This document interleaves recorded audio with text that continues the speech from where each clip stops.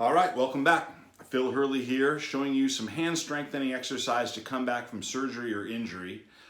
This one is just kind of a continuation really of part two of this series. In part two, I went through and did pairs, 1, 2, 2 and 3, and then 3 and 4. But now there is another set that we can do. We can, that same process where I'm just gonna be working my way up, kind of alternate picking with my right hand and all the way up. I'm gonna start and I'm gonna do 1 and 3. So I'm gonna go on the first fret and I go 1, 3, 1, 3, 1, 3.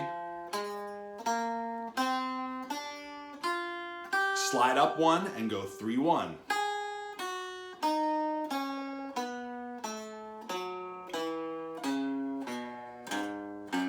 Now let's do our next pair, which is going to be our third finger and our pinky.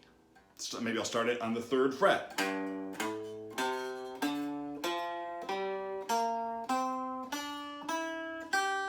Slide up 1 and do pinky to middle finger.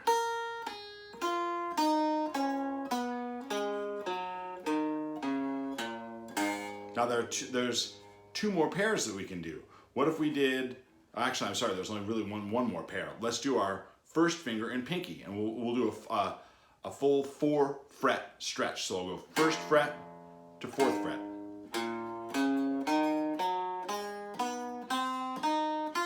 Slide up 1, pinky to 1st.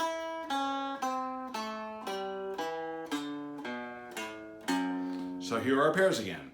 1 to 3, 3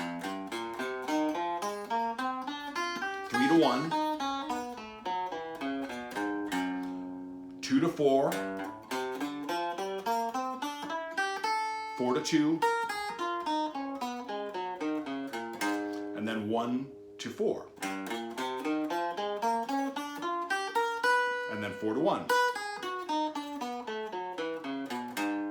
Odd sounding, it's more like kind of stuff you can do when you're sitting there and the commercials are on, just to have a guitar in your hand and to keep building up that strength and building out that coordination. So there's 3 different cool exercises you can try. Again, I really do suggest a metronome, starting it slow and then working your way up. By the end, some of you guys will be able to, I think you'll find that even for players who haven't had an injury or a surgery, these are really practical exercises for learning how to really fret consistently and having notes ring true, and to really find that the coordination between your fingers. I find that I made these up before I injured my hand, and I would practice them pretty diligently with a metronome, which I hated doing. But I found that as I was able to increase the metronome speed, I was able to effectively change my speed for all my playing, not just doing these goofy exercises. It just came around. Not that speed is everything, but it's nice to have now and again. So I would suggest that even if you haven't had an injury or been suffering for something like this, these could be practical exercises to just have in your toolbox. They're a great way to warm up your hand before a gig.